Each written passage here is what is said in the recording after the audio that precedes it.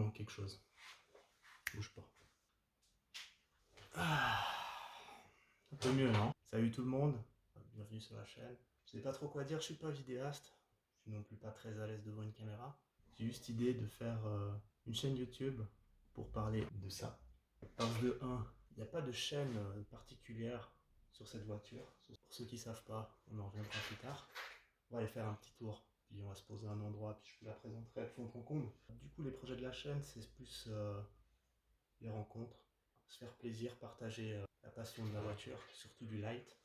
Je pense qu'on va pas plus tarder, on va partir faire un tour. Allez.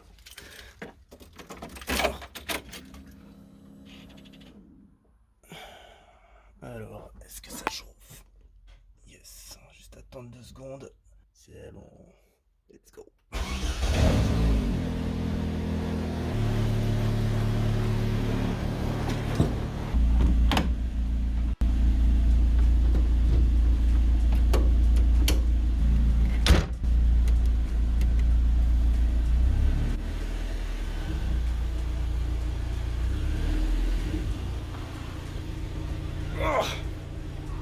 Ah, la direction non assistée. Oui, ça frotte un peu par là. Mais bon, je peux pas grand chose. Peut-être que je mette des cales un jour. On va voir. Allez, les cales là. J'espère que vous m'entendrez. Ah. C'est parti. La ceinture. Safety first.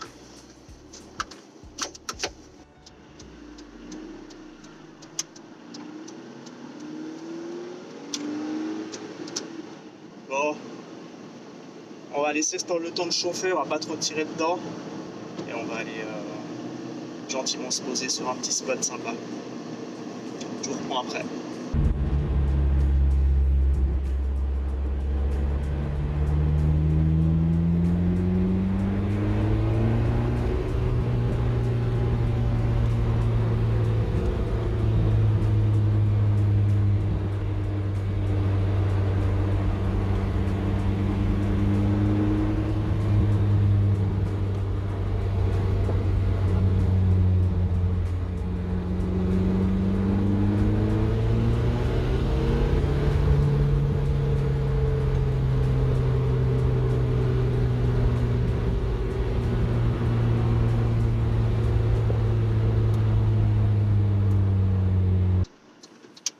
Laissez passer le cycliste.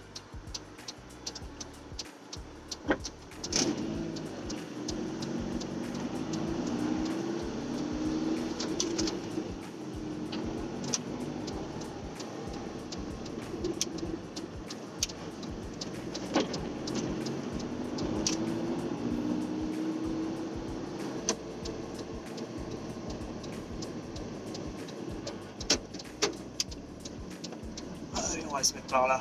Ça va être nickel.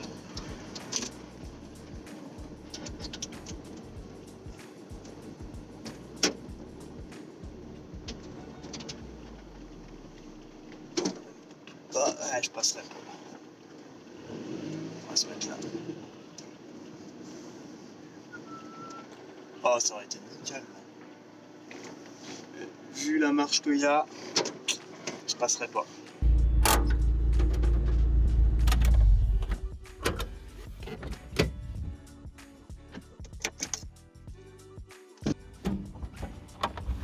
Ah, voilà pourquoi j'ai mis un snap-off sur le volant.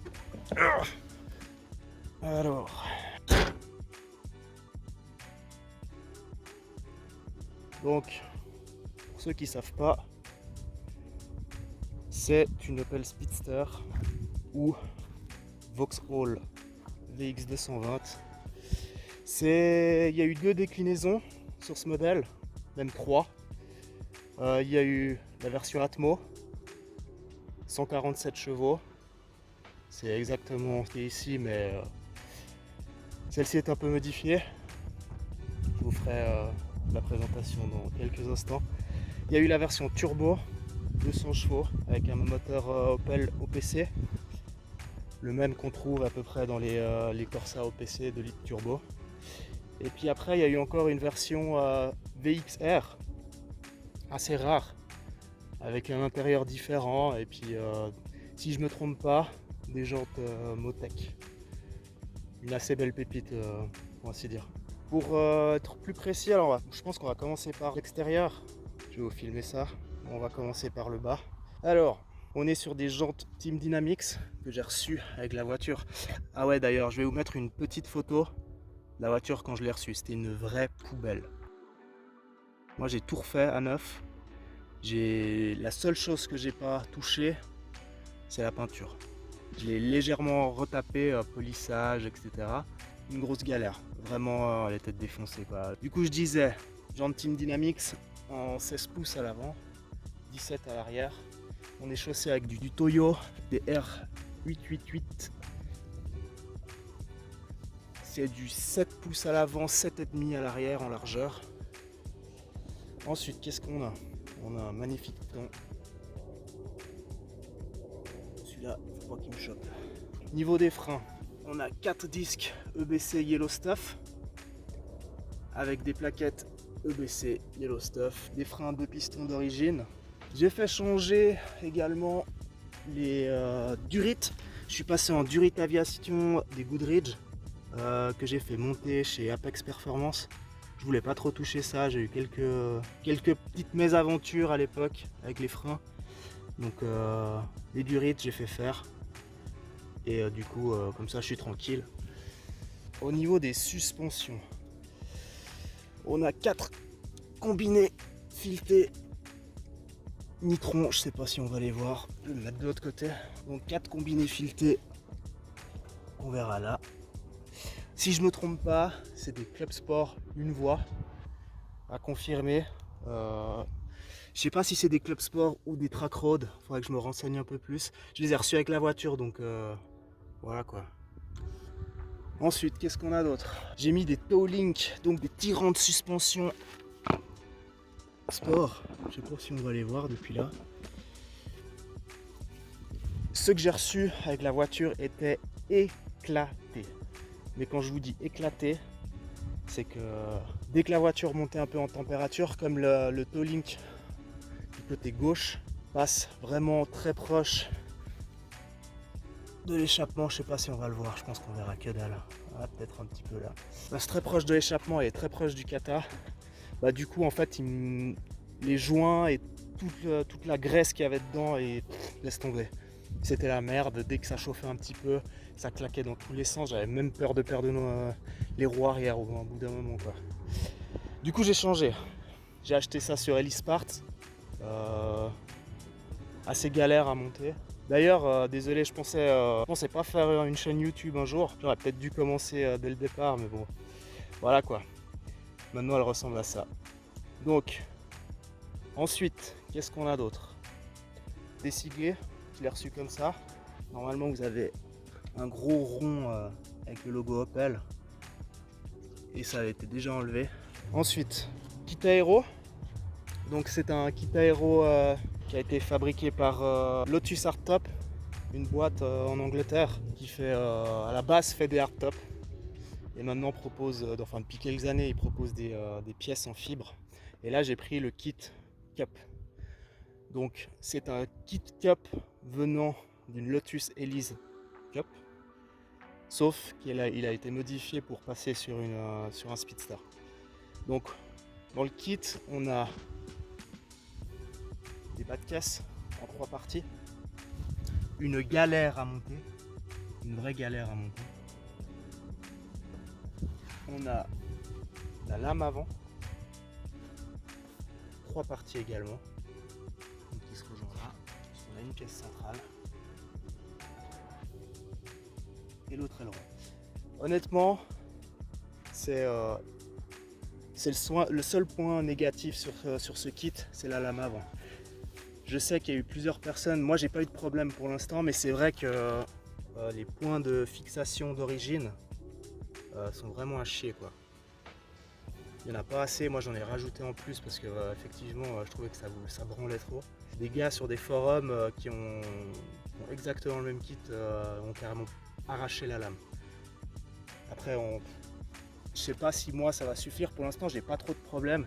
Elle vibre un peu, elle vibre un petit peu, Mais je pense cet hiver je vais rajouter des points de fixation et peut-être comme un des gars sur un des forums, il a mis une plaque en fait en sandwich en dessous et puis mis des vis à travers, enfin des écrous quoi.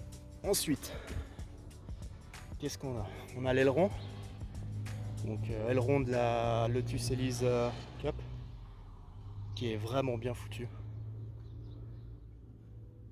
Tout en fibre, comme tout le kit d'ailleurs, hein, je sais pas si je l'ai déjà dit, mais tout en fibre. Et ensuite on a le diffuseur. Le diffuseur est juste incroyable.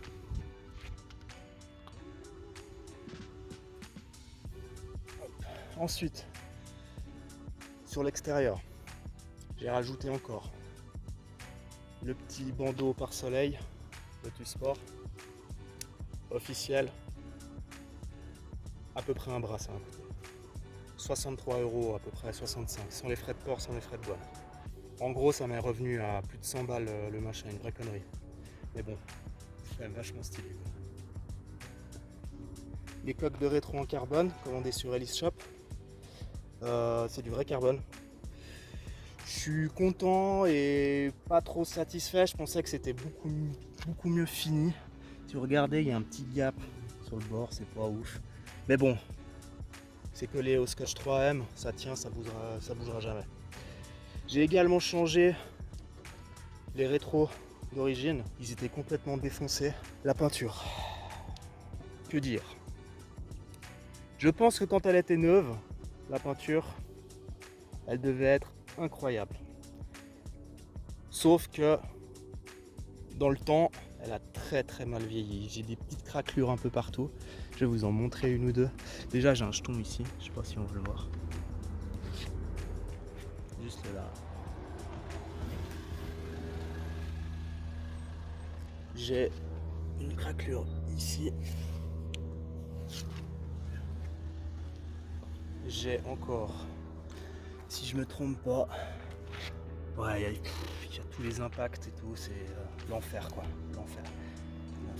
Mais bon, c'est pas grave, c'est une peinture, ça se refait, on prendra le temps. Un jour, je pense que ça le fera quoi. Peut-être une autre couleur. Dites-moi en commentaire peut-être quelle couleur irait bien pour cette voiture. Sachant que j'ai regardé pour des coverings et puis vu l'état de la carrosserie, l'état de la fibre, il faudrait toute la poncer avant de poser un covering. Donc je me suis dit autant faire directement une peinture. Les phares, je vous montre, complètement bouffés, rayés. Je les ai déjà polis plusieurs fois. J'ai refait les joints. Ça a tout, ça prend la flotte. C'est l'enfer. L'arrière c'était pareil. L'arrière est en meilleur état quand même. Les phares, hein, je dis. Parce que si je vous montre la peinture, vous tombez par terre. Hein. Je vous montre là, c'est une catastrophe quoi. C'est une catastrophe. Complètement craquelé, cassé, horrible. Sur cette voiture, mis à part les durites de frein et la géométrie, j'ai absolument tout fait. Idem pour les peintures, vous avez remarqué, elles étaient grises. Moi je les ai peintes au Plastidip. Donc les gens dans les commentaires, les haineux, lâchez-vous sur le Plastidip. Moi, je sais le poser et je trouve que ça rend pas trop mal pour le prix que ça coûte. L'intérieur, on va dire qu'il est provisoire. Je vous montre. J'ai refait, je sais pas comment on appelle ça. En anglais, ils appellent ça door seal. Je sais pas ce que c'est à faire. Bref, ça c'était en plastoc. C'était défoncé, c'était craquelé sur le côté. Moi j'ai acheté de l'Alcantara, je les ai refaits. Alors c'est pas ouf, mais c'est déjà pas mal. J'ai fait aussi la planche de bord en Alcantara, la baguette pour la radio. Et avant il y avait aussi les garnitures de porte. Sauf que là, j'ai tout viré parce que vous verrez, il y aura peut-être un peu de carbone dans un moment. Idem pour la console centrale. J'ai mon petit support pour les manos en carbone avec sonde de température d'huile, pression d'huile et la sonde AFR. Voilà, ça c'est un peu l'intérieur. Donc il y a aussi la casquette en carbone que j'ai commandé récemment. Franchement, par rapport au coque de rétro, ça c'est masterpiece. Franchement la quali, incroyable. Vraiment bien fini et tout, c'est propre quoi. J'ai aussi des harnais, avec la barre harnais, des harnais Williams. Je les utilise pas trop. De temps en temps quand je fais un col, je les mets pour être calé dans le siège, mais voilà. Radio d'origine, les haut-parleurs d'origine qui sont là. Autant te dire que cette bagnole ça vibre tellement, c'est tellement pas insonorisé que voilà quoi. Pour ouvrir l'avant, hop, on trouve pas grand chose. Module ABS, les kits de frein, le chauffage qui se trouve là-bas en bas qui sert absolument à rien. Il n'y a pas de climatisation aussi. Le radiat, d'origine il y a un seul ventilo, c'est un SPAL. Franchement ça fait le taf pour l'instant. Peut-être par la suite il y en aura 2 de SPAL, mais je vous expliquerai pourquoi après. Lave-glace, une super bombe qui doit être périmée en cas de crevaison. Autant pas crever. Alors l'arrière, ce que tout le monde veut voir. Voilà la bête. D'origine, c'est un Z22 SE 2,2 litres Ecotech fabriqué par General Motors. C'est le même moteur que tu peux retrouver dans les Astra et les Zafira d'époque. Donc autant te dire que c'est un peu de la dope comme moteur. Franchement niveau perf, c'est pas fou. C'est très mou d'origine. Du coup il y a pas mal de modifs à faire en atmo, ça coûte cher. Moi pour te dire, la première prépa que j'ai fait, j'ai mis une admission du 2,4 litres américain. Il faut savoir que ce moteur, le bloc, tu le retrouves aux US en 2,4 litres. Donc tu as l'admission, le collecteur d'admission, il est compatible et il passe du coup sur ce moteur. Tu peux aussi mettre un papillon en 65 sans faire aucune modif et franchement c'est pas trop mal. Moi j'avais fait ça, passage au banc chez MotorTech, 175 chevaux au meilleur tir avec sachant que j'avais encore le pré-cat. Donc il y a 2 catalyseurs sur cette voiture. Tu as le catalyseur principal, puis avant, juste à la sortie, après le collecteur d'échappement, tu as un pré-catalyseur de merde. Je l'ai viré, ça va beaucoup mieux. 175 chevaux. Là, ce qu'on a en termes de stage, je sais pas où est-ce que ça se situe. Pour moi, les stages, ça veut un peu rien dire. C'est un peu, c'est très ambigu pour moi.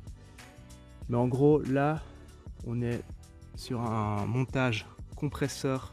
C'est un Eaton M62 US avec tout ce qui va avec. Derrière les copes, on a le charge cooler. Et justement, j'ai pris le petit charge cooler parce que comme je fais pas non plus, j'ai pas le projet d'aller tous les week-ends sur piste. J'ai pris le petit charge cooler. C'était moins cher, moins compliqué, plus rapide à poser. Il existe le gros charge cooler avec 2 spals à l'avant. Et je me suis dit que si le petit charge cooler ne suffisait pas, je partirais sur le gros. Et je ferais ça et puis comme ça on aura 2 ventilos, ça refroidira encore mieux. Ce sera pas mal. Du coup, qu'est-ce qu'on a dans le moteur? Donc, compresseur, papillon 68 mm, le charge cooler. Pour l'instant, j'ai pas encore ma poulie réglable. J'ai la poulie stock du compresseur. J'avais commandé la poulie réglable. Elle n'est pas arrivée. Normalement, je devrais la recevoir la semaine prochaine. Niveau échappement, là actuellement, on est sur l'échappement d'origine. Normalement, j'ai un silencieux Toyo Sport que j'ai commandé à l'époque sur eBay, qui est une copie en fait du Miltech qui se faisait à l'époque. Pour l'instant, j'ai remis l'échappement d'origine parce que le but étant d'homologuer tout ce bordel. Mais ça, j'en parlerai dans peut-être une prochaine vidéo. Idem pour boîte à air. J'ai remis celle d'origine. Avec le kit, j'ai reçu un rameur que je vais te mettre une photo maintenant. Donc tu peux constater que c'est un énorme bloc en mousse. C'est le premier filtreur que j'ai mis avec ce montage. Avec le compresseur, ça faisait beaucoup trop de bruit. J'ai décidé de l'enlever pour l'instant pour pas me faire chier à devoir tout redémonter la coque arrière pour juste changer un filtre à air, quoi. Les injecteurs ont été changés aussi. On est passé en 410 cc. Un peu obligé avec ce montage. Et je dois encore recevoir des bougies Iridium. Donc en termes de chevaux, donc on est passé de 147 à normalement, je devrais être à 250 chevaux. Je ferai une vidéo quand on ira au banc. On ira justement au banc pour faire la carto pour l'homologation. Donc j'espère que ça vous a fait kiffer de voir un peu la bête. Si vous voulez que je passe plus en détail certains points, n'hésitez pas à le mettre en commentaire.